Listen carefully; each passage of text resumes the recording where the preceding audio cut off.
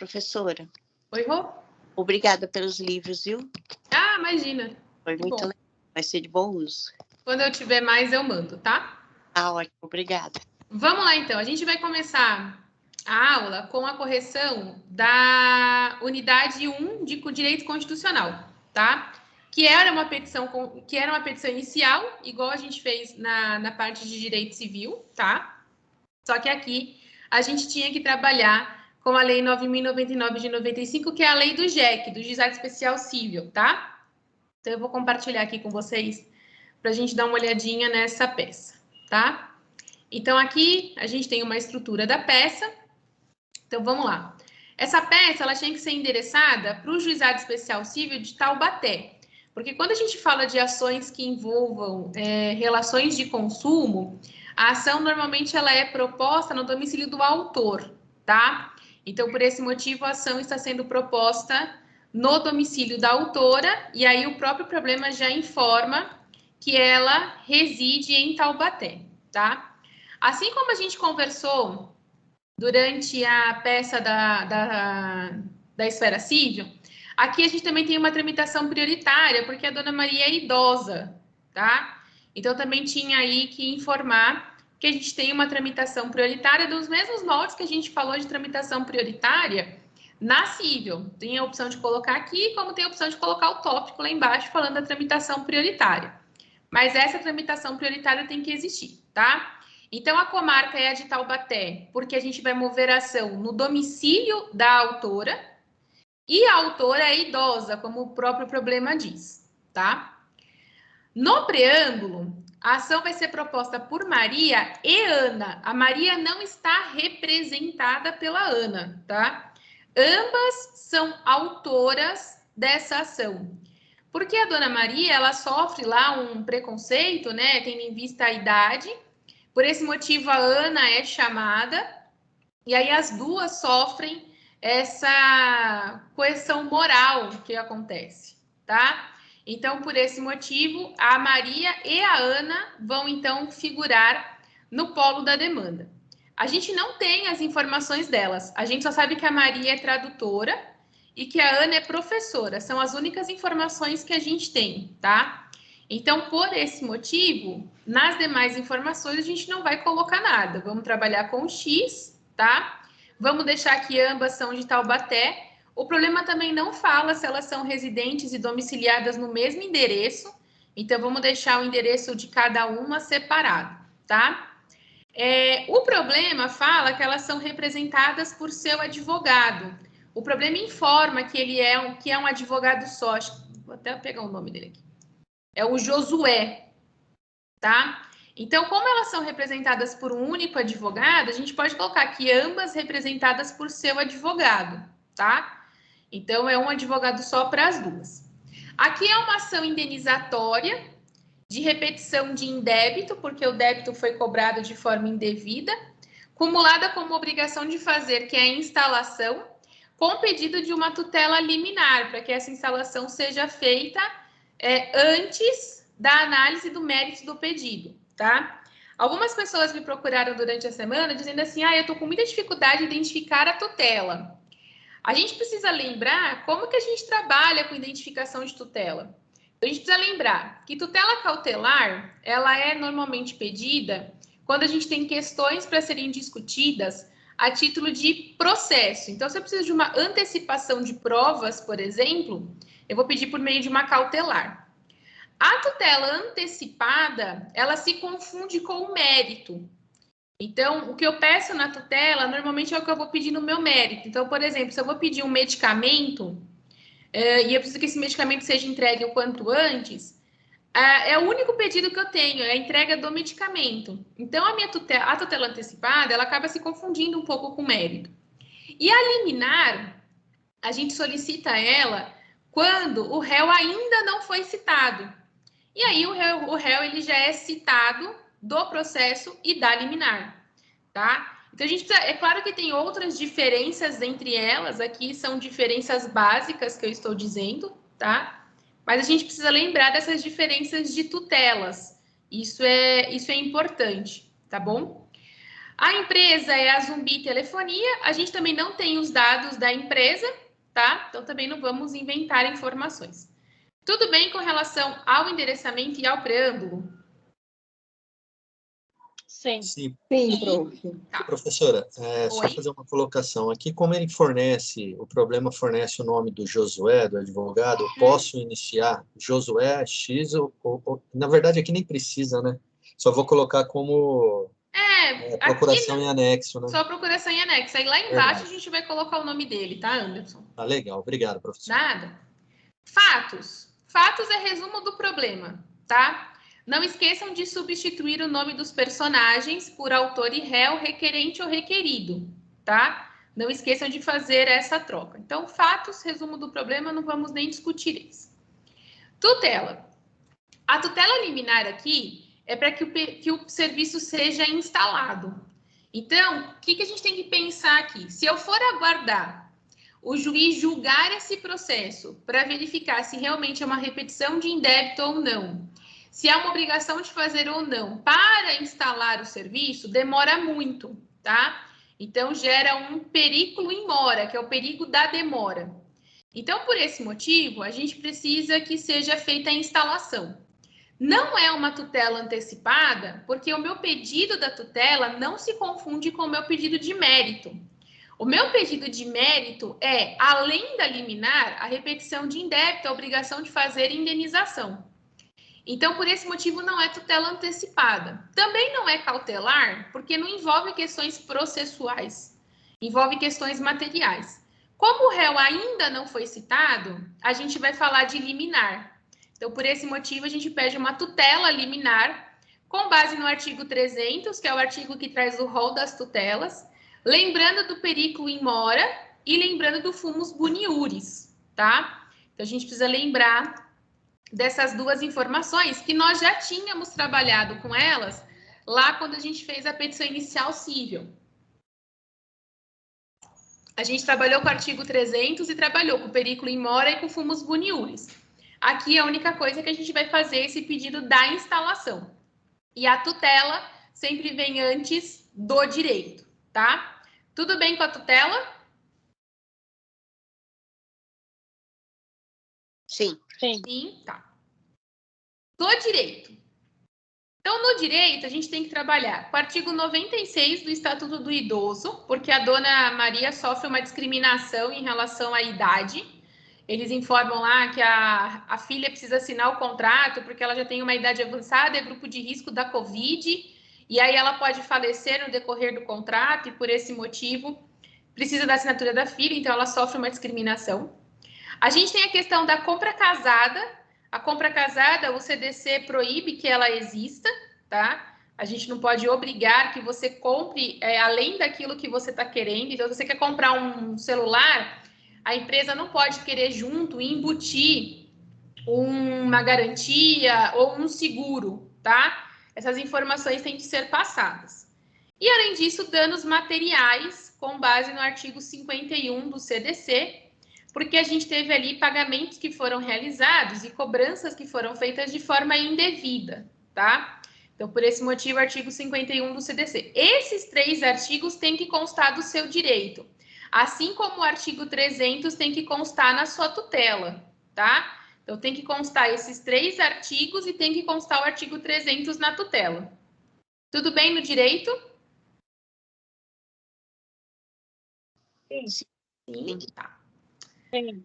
Aqui, no caso do JEC, do Juizado Especial Cível, nós não temos recolhimento de custas iniciais, tá? A gente só tem recolhimento de custas no JEC em eventual recurso. Então, quando a gente chega na fase recursal, tem recolhimento de custas se você for apresentar recurso. Por esse motivo que, quando a gente faz uma peça direcionada ao JEC, ao Juizado Especial Cível, a gente não tem o tópico da justiça gratuita ou do recolhimento de custas, porque lá não tem recolhimento de custas, tá? A gente só vai discutir justiça gratuita em fase de recurso, o que não é o que acontece agora. Depois nós temos, então, uma audiência de conciliação, o tópico da audiência de conciliação normal, requer que seja designada a audiência de conciliação por ser matéria passível de conciliação, ou a autora apresenta o seu interesse na conciliação, porque é o método mais adequado para a solução do conflito. Tópico normal, tá? Requerimento, citação da ré, a audiência de conciliação, que as publicações sejam feitas em nome do advogado, nesse caso é do Josué, tá?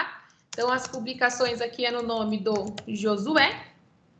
E inversão do ônus da prova. Quando a gente fala de relações de consumo, o CDC sempre autoriza a inversão do ônus da prova.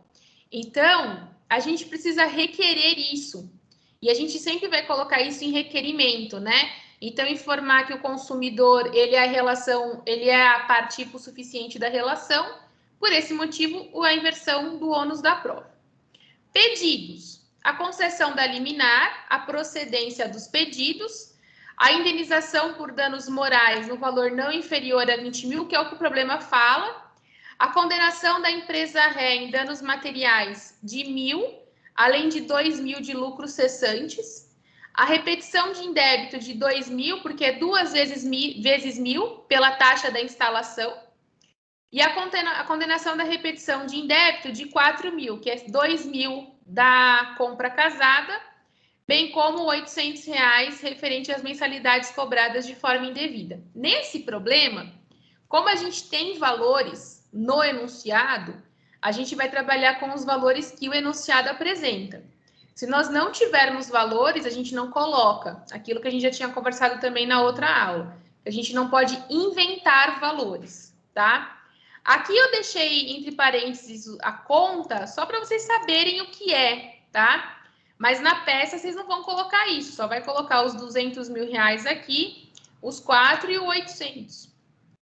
Provas, então a gente tem que pedir lá para que seja produzida todas as provas admitidas no direito, tá? Valor de causa, a gente vai colocar valor de causa porque nós temos valor do pedido. Valor de causa, termos em que pede deferimento, o que muda aqui é assinatura do Josué, tá? Nome do advogado, que é o Josué, a gente não tem o número da OABD, tá? Então, a única coisa que vai mudar aqui são essas informações e tá pronta. É uma estrutura de petição inicial, exatamente como a gente fez lá na seção de Direito Civil, tá? Tudo bem aqui? Alguma dúvida? Professora? Oi? Eu tenho uma dúvida. Diga ali. Ó, então aqui no caso eu tiro o nome da assinatura, que é o Josué? Tira, você só coloca da forma que eu deixei aqui, ó. Assinatura Josué, que é o nome dele, e o número da OAB. Eu deixo igual a senhora fez, né? Isso. Igual você fez, né? E aqui em cima, professora, então, eu vou tirar todos esses valores que estão entre parênteses. O que está entre parênteses vocês não precisam colocar, que eu só coloquei aqui para vocês entenderem o que eu fiz, tá? Mas não precisa colocar, não. Tá bom? Obrigada. Nada. Tudo bem aqui? Prof, eu tive muita dificuldade na hora do embasamento técnico da peça, porque eu fiquei um pouco perdida com relação a isso, porque, assim, é muita coisa que a gente tem que contestar, né, que a gente tem que pedir nessa peça, né, diferente da outra, né? Então, aí eu fiquei tô bem perdida. Essa peça ela é um pouco mais complexa, porque a gente tem que trabalhar com o Código de Defesa do Consumidor, que não é uma legislação que a gente trabalha todos os dias. A gente tem que trabalhar com o Código Civil, por causa para a gente poder identificar as relações contratuais, e a gente também tem as questões da tutela, né? Então, realmente, ela é uma peça um pouco mais complexa do que a da uso capião, principalmente quando a gente tem que trabalhar com CDC.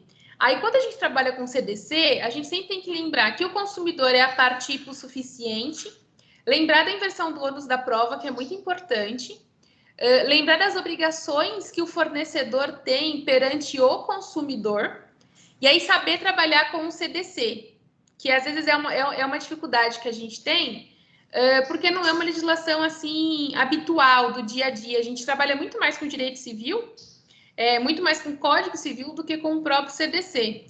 Então, aí eu concordo que realmente teria uma certa dificuldade. E a gente, pelo menos a minha turma, eu não me lembro da gente ter estudado o Código de Defesa do Consumidor. Assim, Semestre vocês estão? Né? 7º. Vocês vão ter Código de Defesa do Consumidor mais para o final do curso. Isso. Então vai ter essa dificuldade mesmo para sanar, né? Mas é bom que pelo menos vocês já conhecem a legislação na prática, no dia a dia, vamos dizer assim, né? Quem me chamou? A Marília. Oi, Marília. Eu também sou do 7º. Eu tive Código de Defesa do Consumidor, mas eu tô com dificuldade nessa peça. Bastante. Mas qual que é a dificuldade? Então, nessa parte, professora, de associar... Do embasamento, né? Isso. Sempre entendam o seguinte.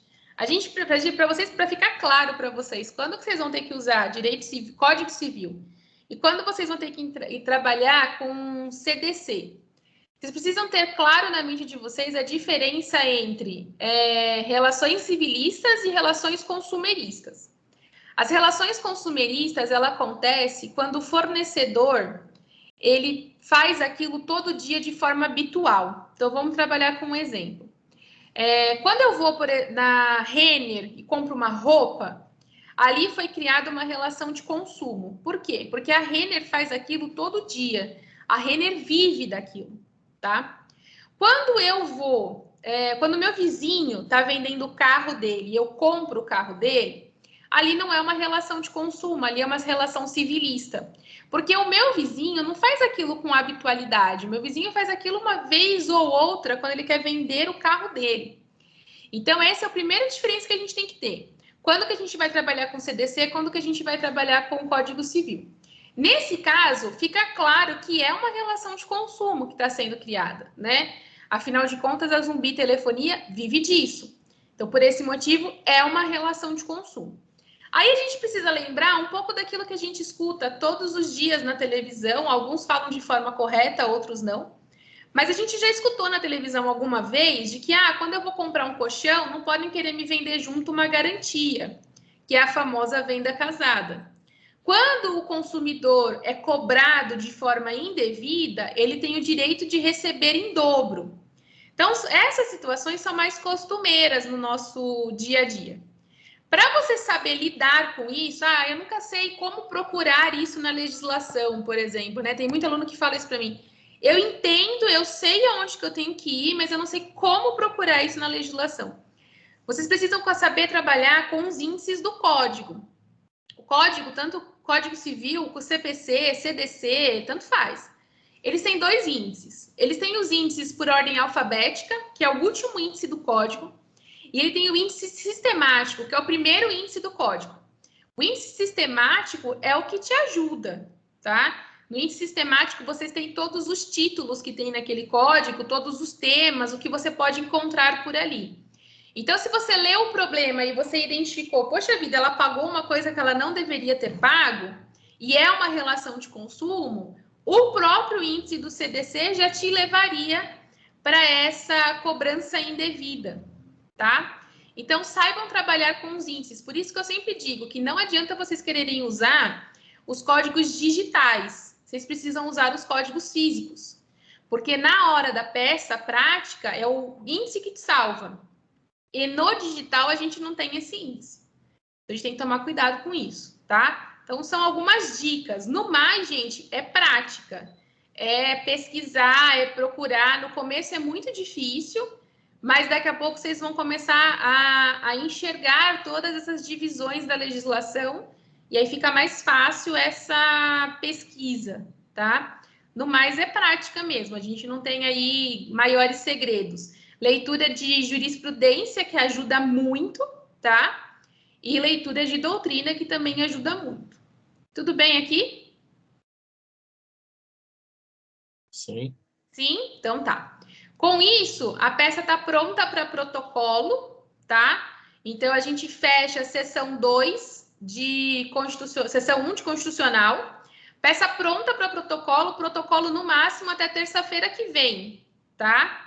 Para vocês terem aí tempo hábil da peça ir, depois da peça voltar, caso seja necessário algum tipo de correção. Então, aquilo que eu falei na primeira aula, não vamos seguir os prazos do AVA, vamos seguir os nossos prazos, peça pronta, peça protocolada, não vai me ficar com essa peça debaixo do travesseiro, que isso não resolve a sua vida, tá?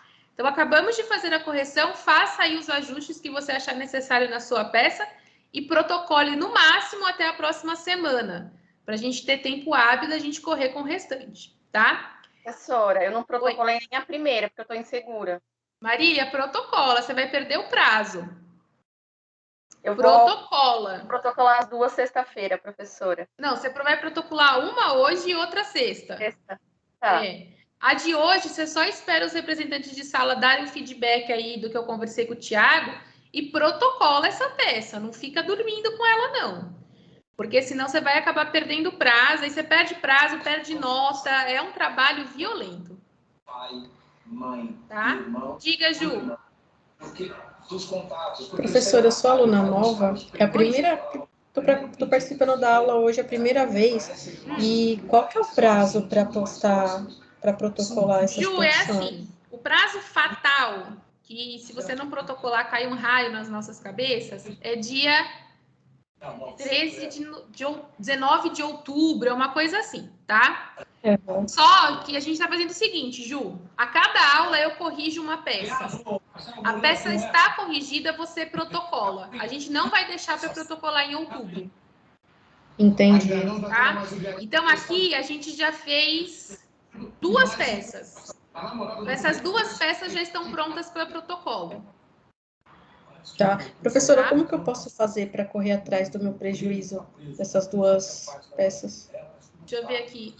Anderson tá aqui. Anderson, você conversa com a Ju, dá os contatos aí. O Anderson é representante. E aí ele te manda todo o material do que a gente já fez até agora, Ju, para você poder fazer sua peça.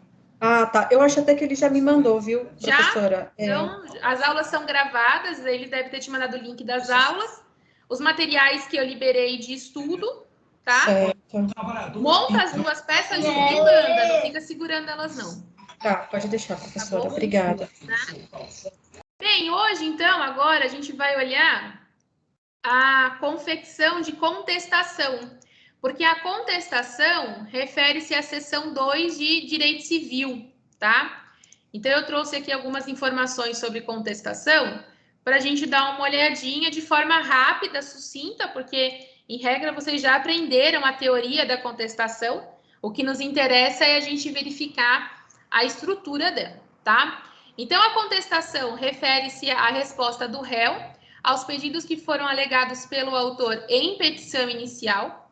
A contestação começa lá no artigo 335, que fala dos prazos dela, então ela tem prazo de 15 dias, e aí a gente vai ver de quando que a gente vai contar esses 15 dias, se a gente vai contar 15 dias da conciliação, se a gente vai contar 15 dias do pedido de cancelamento da audiência de conciliação, ou se a gente vai contar 15 dias da citação, tá? Então, aqui na contestação, é o 335 que fala dessa questão de prazos, e é o 335 também que informa para nós que quando a gente fala de contestação, é a oportunidade que o réu tem de apresentar nos autos toda a sua resistência com relação aos pedidos que foram formulados pelo autor. É a primeira oportunidade que o réu tem de defesa num processo, tá?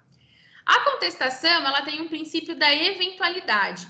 Nesse princípio da eventualidade é porque toda matéria de contestação tem de ser apresentada nela. A contestação, ela não admite emenda e a contestação não admite aditamento. Então, se porventura você deixar de contestar algo, está precluso, tá? Então, como ela não admite essas possibilidades, toda matéria contraditória tem de ser apresentada em contestação sob pena de preclusão. A contestação, ela tem um ônus da impugnação específica. O que quer dizer isso?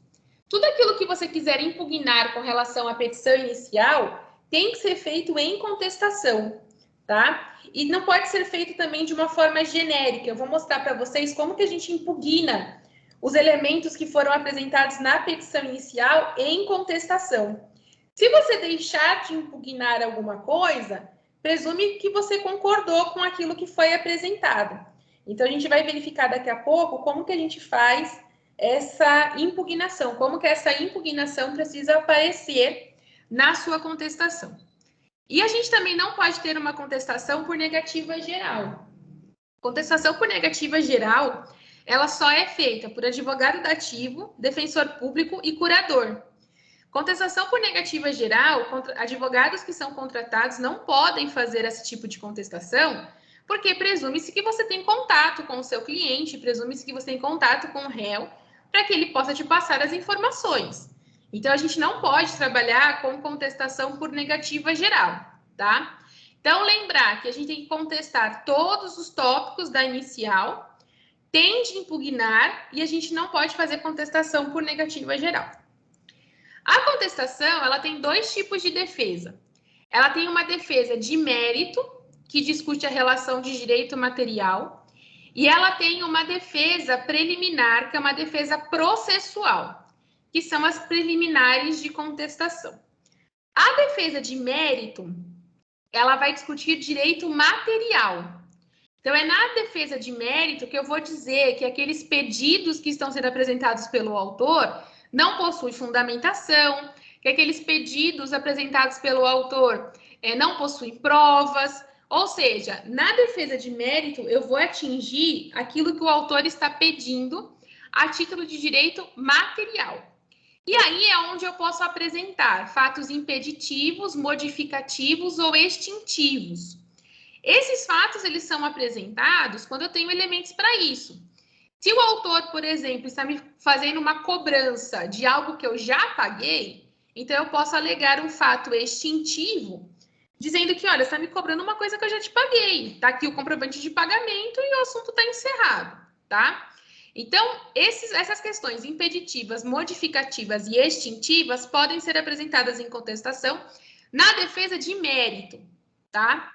E a defesa de mérito, a gente sempre pleiteia que o processo seja extinto com análise de mérito. Por quê? Quando a gente fala de contestação, a gente precisa trabalhar muito bem com os artigos 337, 485 e 487. 485 e 487 são os artigos que falam das decisões com mérito ou sem mérito. E o 337 é o que fala das preliminares de contestação. Quando eu falo de defesa de mérito, eu sempre quero que o meu processo seja extinto com análise do mérito, porque eu já analisei o mérito, verifiquei que aquele pedido apresentado não tem fundamentação legal, por esse motivo eu quero que ele seja extinto com mérito. Então, a gente tem defesa de mérito e a gente tem defesa processual.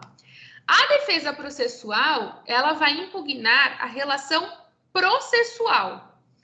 Então, se essa relação processual tiver algum vício, ela tem que ser, então, contestada por meio de defesa processual através das preliminares de mérito. Preliminar de mérito é aquilo que vem antes do mérito. Por quê? Porque se ela for acolhida, automaticamente o processo vai ser extinto sem análise de mérito, com base no artigo 485 do CPC. Então, quando a gente vai apresentar preliminares de mérito, a gente tem sempre que lembrar que a gente vai ter endereçamento preâmbulo, a gente vai ter dos fatos alegados na inicial, da realidade dos fatos, preliminares, e aí depois a questão de mérito, porque preliminar é preliminar de mérito, tá? E aí o 337, ele traz para nós um rol de preliminares. Então, a gente tem inexistência, nulidade de citação, incompetência absoluta ou relativa, incorreção de valor de causa, inépcia de inicial, perempção, litispendência, coisa julgada, conexão, incapacidade, convenção de arbitragem, ausência de legitimidade, falta de caução e indevida concessão do benefício da justiça gratuita. Então, vejam aqui o seguinte. Quando a gente fala de preliminar, a gente trabalha com o rol do 337, tá? E eu preciso identificar se essa minha preliminar, ela vai determinar um julgamento com análise de mérito ou um julgamento sem análise de mérito. Por isso, a gente precisa saber trabalhar com o 337, com o 485 e com o 487, tá? Para que a gente possa determinar essas preliminares.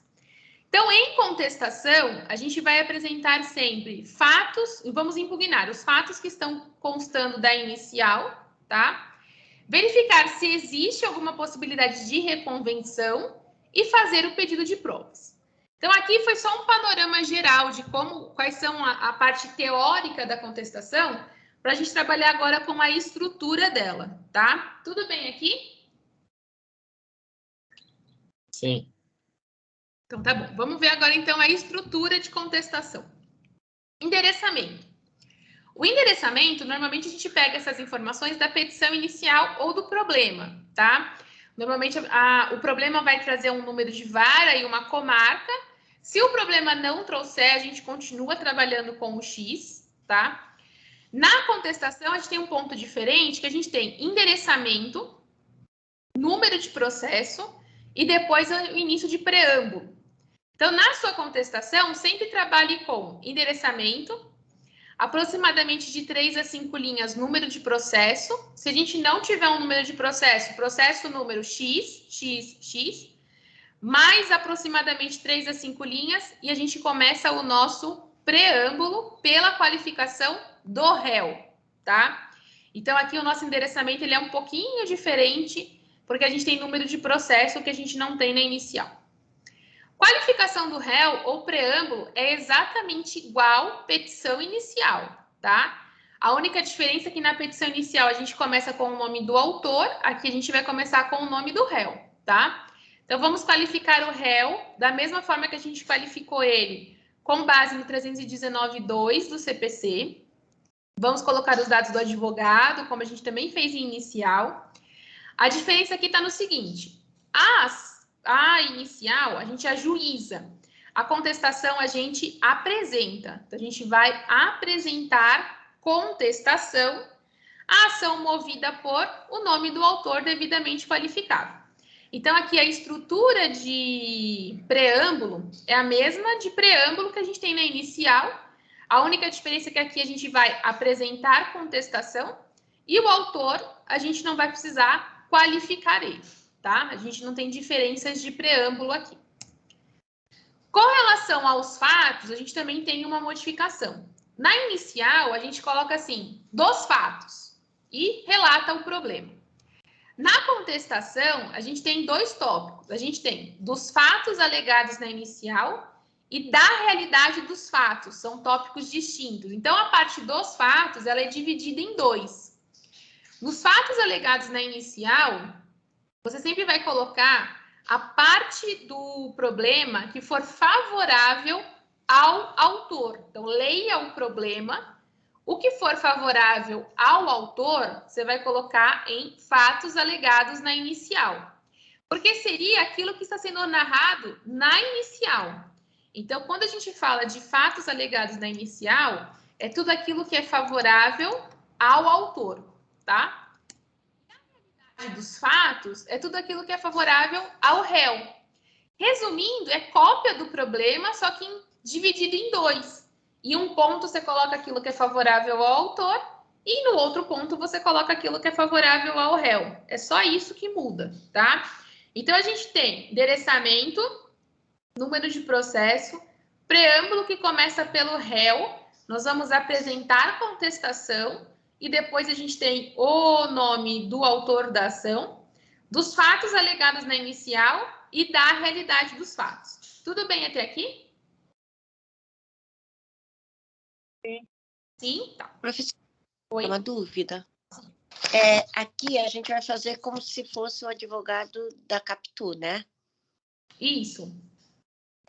E, por exemplo, interfere que na petição inicial eu coloquei, em vez de autor e ré, eu coloquei requerente e requerido. Eu preciso manter a mesma, o mesmo... Não. Da mesma forma ou eu posso usar réu e autor? Se você quiser usar autor e réu, não tem problema, não. Ah, então tá bom. Pode usar, Obrigada. tá? Nada. Aí, então, depois de fatos, a gente tem as preliminares, tá? Preliminar vem sempre antes do direito. Então, preliminar é preliminar dos fatos. Justiça gratuita para o réu não é preliminar, tá? Eu já vi várias petições iniciais de escritórios gigantescos que o primeiro tópico é justiça gratuita. Na contestação, o primeiro tópico é justiça gratuita. Isso está errado, tá? Antes do mérito, só vem os elementos do artigo 337. Não vem outro, tá? Se você tiver que pedir justiça gratuita para o réu, você vai pedir no mesmo local que você pediu para o autor, depois do direito. É o mesmo lugar, tá? Então, o pedido de justiça gratuita não é preliminar. As preliminares são apenas aquelas que estão no artigo 337 do CPC e elas vêm antes do mérito, tá? Então, e aí depois, com relação a mérito, todos os elementos que foram alegados a título de direito material no problema ou na petição inicial. O que for elencado a título de mérito, a título de direito material, é o que você vai discutir na parte do direito, tá? Então, a gente tem lá endereçamento, número de processo, preâmbulo. Da realidade dos fatos, não, dos fatos alegados na inicial, da realidade dos fatos. Preliminares e depois do direito, tá? Então, endereçamento, número de processo, preâmbulo. Dos fatos alegados na inicial, da realidade dos fatos. Preliminares e do direito. Preliminares é a defesa processual, então se tiver uma falha processual é ali que você vai alegar. E no mérito é tudo aquilo que for de parte material. Lembrando do ônus da impugnação específica, então você precisa apresentar tudo aquilo que consta no problema, você tem que colocar na sua peça, que se você deixar de contestar algum dos pedidos, vai estar preclusa a sua oportunidade para isso, tá? Tudo bem até aqui? Professora, do mérito vem do direito? Pode ser do mérito, do direito, tanto faz, é o mesmo tipo. Pode chamar do direito, como pode chamar do mérito. É a mesma coisa, tá? E aí, depois, a gente tem as impugnações específicas. Então, você terminou a parte do mérito ou do direito, você vai trabalhar, então, com impugnações. Então, veja aqui que a gente tem o tópico das impugnações. Depois, o tópico dos requerimentos, tá? Em contestação, a gente não tem audiência de conciliação. Por quê? Porque a contestação ela é apresentada depois da audiência de conciliação. Então, a gente não vai pedir audiência de conciliação em contestação, tá? Não existe esse pedido. Então, a gente tem endereçamento, número do processo, preâmbulo. Dos fatos alegados na inicial, da realidade dos fatos. Preliminares. Do direito. Impugnação. Se você tiver que pedir justiça gratuita para o réu, a sua justiça gratuita vem depois das impugnações. Ah, eu vou pedir justiça gratuita para o réu. Das impugnações, da justiça gratuita. Ah, eu vou informar que eu estou recolhendo as custas. Das impugnações, do recolhimento das custas, tá? Então, da justiça gratuita ou das impugnações, sempre vai vir depois da justiça gratuita ou do recolhimento das custas, sempre vai vir depois das impugnações, tá? Tudo bem aqui? Então, nesse exemplo aqui que eu trouxe, a gente teria que, caso a gente tivesse algum pedido, se eu fosse pedir justiça gratuita ao réu ou informar que eu recolhi custas, isso entraria aqui, tá? A justiça gratuita ou as custas. É aqui que essa informação chegaria, tá? Requerimentos, tudo aquilo que for de direito processual. Então, informe que você está juntando procuração, comprovante de custas e contrato social, tá? As publicações em nome do advogado. E aí, depois a gente vai para pedidos, tá? Em pedidos, primeiro a gente vai falar das preliminares, para depois a gente falar de mérito, tá? Então, primeiro você vai elencar as suas preliminares. Então, o que é preliminar de citação inválida? Que a preliminar de citação inválida seja aceita em sua totalidade, sendo a ação extinta, com mérito ou sem mérito, conforme o artigo 485 ou 487, tá? A preliminar de prescrição e decadência seja aceita em sua totalidade, conforme determina o artigo 487. Então, os pedidos, se você tiver preliminar, você começa com as preliminares, para depois você falar que no que se resulta ao mérito, você quer a improcedência da ação. Toma cuidado com isso. Na inicial, a gente pede pela procedência. Na contestação, a gente pede pela improcedência da ação, tá? Então, primeiro as preliminares, depois o mérito. É assim que vai ficar os seus pedidos. Então, endereçamento, número de processo, preâmbulo, dos fatos alegados da inicial, da realidade dos fatos. Preliminar, mérito, impugnação, justiça gratuita ou custas, requerimentos, pedidos, tá? Depois, provas, assim como a gente faz na petição inicial, o réu também pede provas e encerramento. Lembrando que em contestação, a gente não tem valor de causa. Valor de causa é só em petição inicial. A gente vai ter valor de causa em contestação se a gente tiver eventualmente uma reconvenção, tá? Mas não é esse caso aqui, então aqui a gente não tem valor de causa. Tudo bem aqui? Alguma dúvida? Tudo bem, professor. Tudo bem, Rosana? Tudo bem. Professora, Oi, Márcia. só uma dúvida. Depois dos pedidos das preliminares, aí o mérito. Isso. Depois aí você fecha os pedidos. Provas e encerramento. Era provas que estava faltando. Tá bom. Provas e encerramento, tá bom? Tá, Então, a obrigada. estrutura completa fica endereçamento, número de processo. Preâmbulo, lembrando que o preâmbulo a gente começa pelo réu e a gente vai apresentar contestação dos fatos alegados na inicial, da realidade dos fatos. Preliminares, porque as preliminares são de mérito, depois mérito. Impugnações, justiça gratuita ou recolhimento de custas, requerimento, tudo que for de direito processual. Pedidos, tudo que for de direito material. Provas e valor de causa, tá? Essa é a estrutura que a gente tem de contestação, tá? A dificuldade maior que a gente tem em contestação é conseguir localizar as preliminares. Eu acho que esse é o ponto-chave dela. Então, leiam um problema e identifiquem as preliminares, tá? Tem preliminar no problema. Nem toda contestação tem preliminar, mas nesse caso tem. Então, leia a preliminar e identifique qual é a preliminar que você precisa trabalhar e coloque essa preliminar antes do mérito. Esse que é o ponto importante, tá? Tudo bem aqui? Alguma dúvida? Professora, boa noite. Oi, boa noite. Eu tenho uma dúvida em relação à petição inicial, que eu enviei a minha, mas eu perdi 50 pontos no endereçamento, né? Acho que a hora que você chegou, Gabi, a gente já tinha falado sobre isso. Eu vou conversar com o professor Tiago para ver o porquê que eles estão alegando esse endereçamento errado. E daqui a pouco eu vou dar um feedback para os representantes de sala para passar para vocês. Ah, então tá bom. Tá bom? Tá, obrigada. Nada. Professora, oi. Licença um pouco. Eu também sou nova na faculdade e eu não estou no grupo do pessoal do 7º semestre. Você vai passar para o representante. Certo? Eu não sei. Anderson, é você? Eu não sei quem é do 7º. Do 7º sou eu, sim.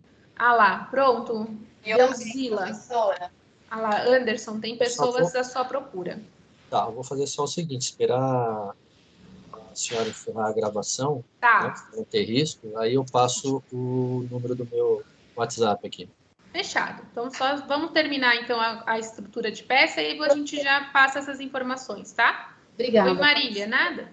Eu também estou com algumas matérias do 7º, que eu sou representante do 7º, que eu vim do outro campo. Pronto, mais gente para ajudar. Vamos só terminar, então, essas estruturas de peça, que aí eu termino a gravação e a gente acerta isso, tá? Tudo bem com a estrutura da contestação? Alguma dúvida? Então, com isso, a contestação está liberada para vocês fazerem a montagem dela, tá? Então, montem a contestação, que é a seção 2 de Direito Civil. Aí, na próxima terça, a gente corrige a contestação, tá? E dá uma olhadinha na seção 2 de Constitucional, que vai falar de agravo de instrumento. E aí, a gente já dá uma olhada nela, tá? Então, a gente se encontra na próxima terça, tá bom? Beijos para vocês, bom descanso, bom almoço de domingo. Oi, Márcia. Essa aula